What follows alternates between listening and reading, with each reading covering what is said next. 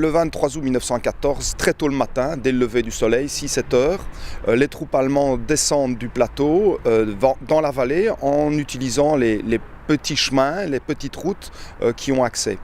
Dans leur progression, ils sortent les familles de leur maison, soit ils fusillent directement les hommes dès la sortie de leur maison, soit ils séparent les hommes des femmes pour ainsi progresser plus sûrement dans le reste de la ville.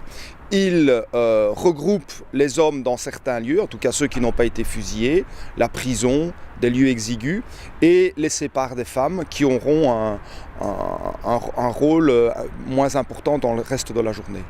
Au fur et à mesure de la journée, selon un peu les circonstances des tirs dont ils sont victimes depuis l'autre rive de la Meuse, les Allemands pensent qu'ils ont affaire effectivement à des francs-tireurs et donc ils veulent soit se venger, soit faire cesser ces tirs qui viennent d'autre part.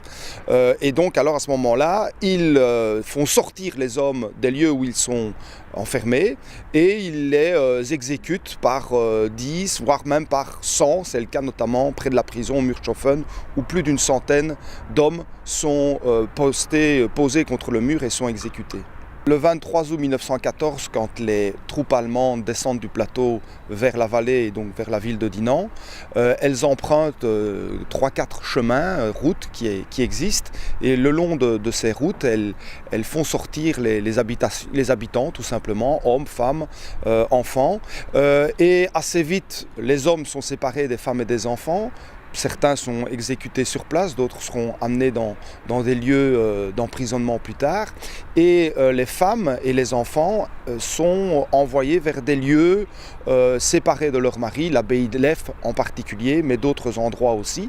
Et elles vont pour la plupart échapper au drame, mais certaines vont par contre être violentées, vont être exécutées, vont mourir dans l'incendie de leur maison. Donc il y aura aussi un certain nombre de victimes parmi les femmes et les enfants. Les hommes sont exécutés, soit directement parce qu'ils ont l'air de francs-tireurs, soit plus tard, en fin de journée, lorsque la situation devient plus problématique. À ce moment-là, par groupe, ils sont conduits devant les murs et passés par les armes. Dans la toile du diorama, qui était peinte par Bastien, on ne voit aucun visage, aucune personne n'est représentée, ni les Allemands, ni les civils. Par contre, ce que l'on voit très clairement, c'est la ville en flammes.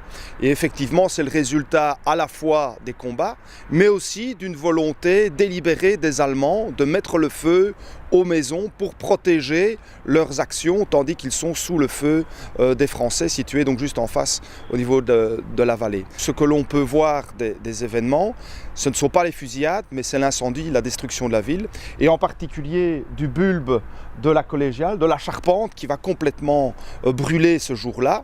On ne sait pas exactement si c'est suite au combat ou suite à une action délibérée des Allemands. Toujours est-il que l'incendie va ravager toute la ville. 2/3 des habitations vont être détruites et le ciel sera visible, sera rouge et pourra être vu à des kilomètres à la ronde, tellement l'incendie est intense. Il faudra plusieurs jours pour que les flammes puissent s'éteindre. Un endroit apparaît de façon un peu particulière sur la toile de Bastien, c'est le rocher Bayard qui figure un peu la limite entre le 3e et le 4e panneau. Et l'endroit a l'air un peu baigné de quiétude et de calme après la destruction d'Andinant. Or, dans les faits, le 23 août 1914 s'est déroulé à cet endroit-là sans doute la tragédie la plus cruelle de toute la journée, lorsque les Allemands ont regroupé devant le mur, non pas seulement des hommes, comme un peu partout ailleurs en ville, mais aussi des femmes et même des enfants, des bébés, et ont fait feu sur cette foule. Plus de 80 personnes ont trouvé la mort, et il existe même des documents iconographiques qui représentent cette scène particulièrement triste.